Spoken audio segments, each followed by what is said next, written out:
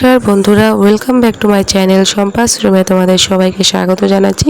আশা করছি তোমরা প্রত্যেকেই খুব ভালো আছো। আমিও কিন্তু খুব ভালো আছি। আর আজকে তোমাদের জন্য নিয়ে এসেছি একটা নতুন ব্লগ। তো বন্ধুরা দেখতে থাকো আজকের ব্লগটা। আশা করছি আজকের ব্লগটা তোমাদের খুব ভালো লাগবে।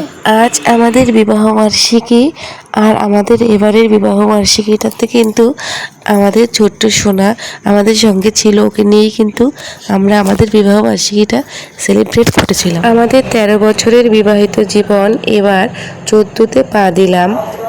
দেখতে দেখতে আমাদের এই বিবাহিত জীবনের 13টি বছর কিভাবে পার করে ফেললাম সেটা কিন্তু বুঝতেই পেলাম না।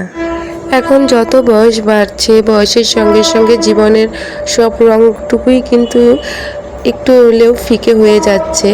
আর এখন আমাদের যতটা চাহিদা আছে তার চাইতে বেশি চাহিদা কিন্তু আমাদের সন্তানদের। ওদের আনন্দটাই এখন কিন্তু সব থেকে বেশি। আর ওদের আনন্দ জন্যই কিন্তু আমাদের এই ছোট ছোট সেলিব্রেটগুলো করা, সেটা অ্যানিভার্সারি হোক কিংবা বার্থডেই হোক। আর এগুলোকে কিন্তু স্মরণীয় করে রাখার জন্যই কিন্তু তোমাদের সঙ্গে শেয়ার করা, আর সেটা মেমোরেবল করে রাখা। 2013-তে বিয়ে হলো, আর এখন 2026। দেখতে দেখতে এতগুলো বছর কেটে গেল।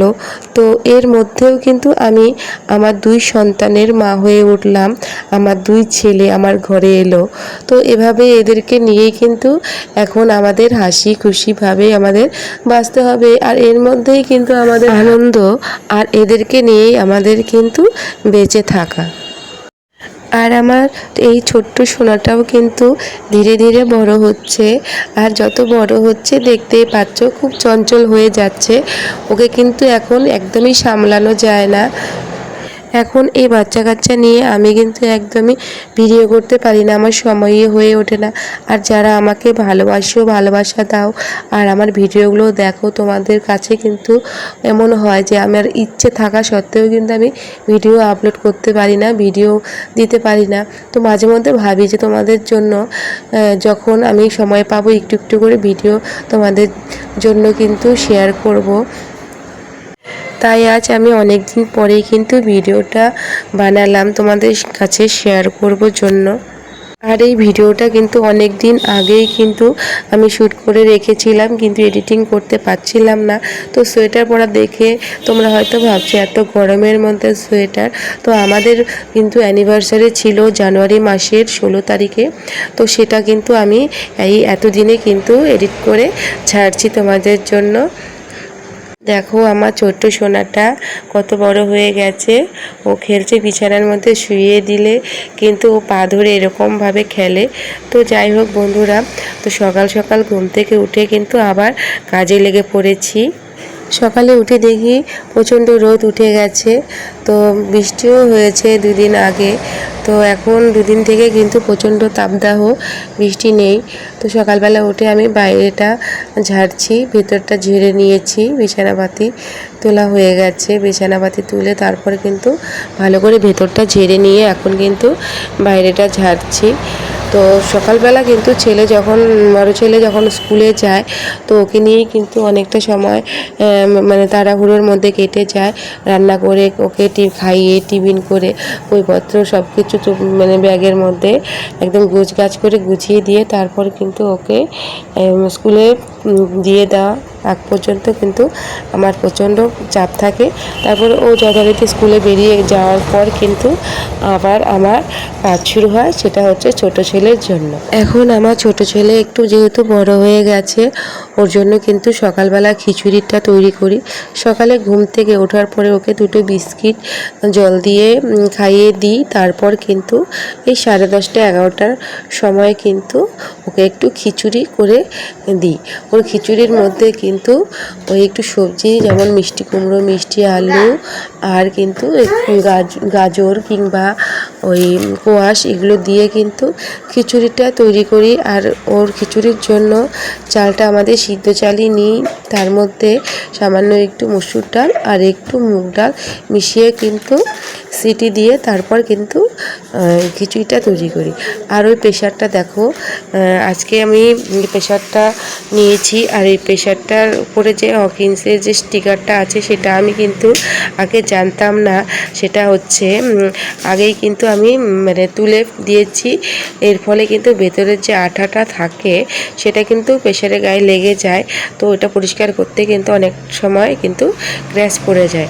তো আমি কিন্তু এবার করেছি কি জানো, প্রেশারটা কিন্তু যখন আমি রান্না বসিয়ে দিয়েছি সেই গরমের তাপে কিন্তু এই আঠাটা একদম নরম হয়ে গেছে। আর ওই সিল প্যাকটা কিন্তু প্রেশারের গা থেকে কিন্তু আমি এরকমভাবে তুলে দিলাম। তো এটা করার ফলে কিন্তু প্রেশারের গায়ে কিন্তু একদমই আঠাটা লাগেনি, একদম কিন্তু খুব সুন্দরভাবে উঠে গেছে। তো যাই হোক, খিচুড়িটা রান্না করে আমার ছোট ছেলে উঠে গেছে। তো ওকে এখন বিছানার মধ্যে আছে, খেলছে। তো খিচুড়িটা রান্না করতে দিয়ে দিয়েছি। আর এখন দেখো আমার ছেলের কাছে আছি, ছেলে খেলছে দেখো। আর ওকে কিন্তু ছোটোর থেকেই কিন্তু প্যাকেট জাতীয় খাবার, ফর্মুলা মিল্ক কিন্তু এসব কিন্তু ওকে খাওয়াইনি, বেশ ফিডিং করেছে। তারপর মুখে ভাত দেওয়ার পর কিন্তু ওকে খিচুড়িটাই কিন্তু দিই, একটু ফল, একটু মাছ, শিং মাছ এগুলোই কিন্তু ওকে খাওয়াই। আর প্যাকেট জাতীয় যেমন খাবারগুলো থাকে বাচ্চাদের সেগুলো কিন্তু একদমই ওকে খাওয়াই না। ঘরে আমরা যেরকমভাবে ওই ঘরের থেকে তৈরি করে যেভাবে খাবারগুলো খাই সেগুলোর মধ্যেই কিন্তু ভিটামিন থাকে প্রচুর পরিমাণে। আর এগুলোই কিন্তু সবসময় ওকে খাওয়ানোর চেষ্টা করি। যত দিন যাচ্ছে আর ওর দুষ্টুমিগুলো কিন্তু সেরকমভাবেই কিন্তু বেড়ে যাচ্ছে। তো দেখো এখন হচ্ছে ও হামাগুড়ি দেওয়ার জন্য দেখো চেষ্টা করছে ও, কিন্তু এখন যেহেতু ছোট তো হামাগুড়ি সেরকমভাবে দিতে পারে না। তো হাঁটু দিয়ে কিন্তু দেখো হামাগুড়ি দেওয়ার কিন্তু সবসময় চেষ্টা করে।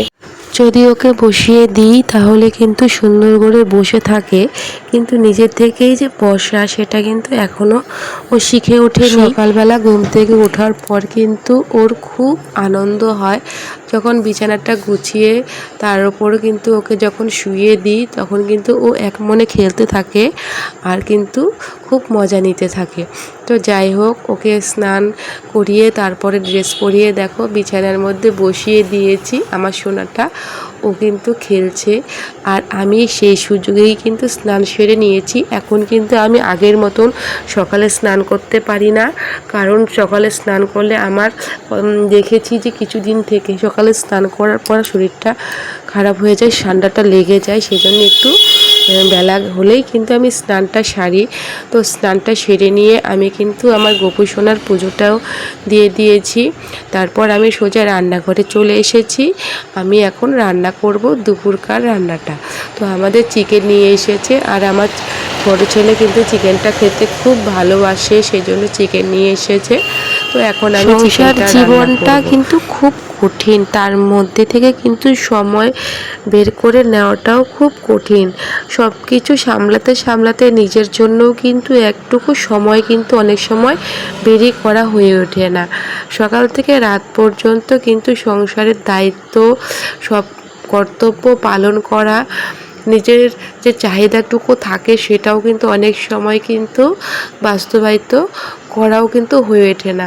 সকাল থেকে রাত পর্যন্ত সময় যেমনভাবেই চলে যায় না কেন, খাওয়া দাওয়া, নিজের খাওয়া দাওয়া, নিজের মাথায় চিরুনি দেওয়া, নিজেকে একটু যত্ন নেওয়া সেটাও কিন্তু এই অনেক সময় হয়ে ওঠে না যখন সংসারে ছোট ছোট ছেলে মেয়ে বাচ্চা কাচ্চা থাকে তখন। বড় ছেলে যখন ছোট ছিল তখন ভাবতাম কবে বড় হবে, তাড়াতাড়ি বড় হয়ে গেলে সব কিছু ঠিকঠাক হয়ে যাবে। হ্যাঁ, এক সময় কিন্তু সব ঠিকঠাক হয়ে গেছিল, কিন্তু এখন কিন্তু আবার নতুন করে শুরু হয়েছে। তো যাই হোক, সময় যাবে, দিন যাবে, আস্তে আস্তে সব কিন্তু আবার আগের মতনই ঠিকঠাক হয়ে যাবে। এই দেখো আমাদের মায়ের ছেলেকে, তো আমার এই ছোট্ট সোনা, এই সন্ধ্যাবেলায় একটু বাড়ির সামনে নিয়ে দাঁড়িয়েছি। আমার এই ছোট্ট সোনাটাকে দেখো কি সুন্দর করে থাকিয়ে আছে। তোমাদের দিকে, তোমাদেরকে দেখছে। তোমরা সবাই আশীর্বাদ করো ওকে, ও যেন ভালো মনের ভালো মানুষ হতে পারে। ভিডিওটা তোমরা দেখলে তোমাদের কেমন লাগলো সেটা কিন্তু আমাকে কমেন্টস করতে ভুলো না। অবশ্যই কমেন্টস করে জানিও, ভালো লাগলে লাইক করো, কমেন্টস করো, শেয়ার করো, আর আমার সঙ্গে থেকো। আর আমার ভিডিওটা দেখার পর কিন্তু একটা লাইক করে দিও, পাশের বেল আইকনটিকে হিট করে আমার সঙ্গে থেকো। আর আমার ভিডিওটা কেমন লাগলো সেটা কিন্তু কমেন্টস করে অবশ্যই জানিও। আর আমার চ্যানেলকে সাবস্ক্রাইব করতে ভুলো না, সাবস্ক্রাইব করে পাশের বেল আইকনটিকে হিট করে দিও আমার নোটিফিকেশন পাওয়ার জন্য। তো বন্ধুরা, আজকের মতন এই পর্যন্তই। তোমরা ভালো থেকো, সুস্থ থেকো, সাবধানে থেকো।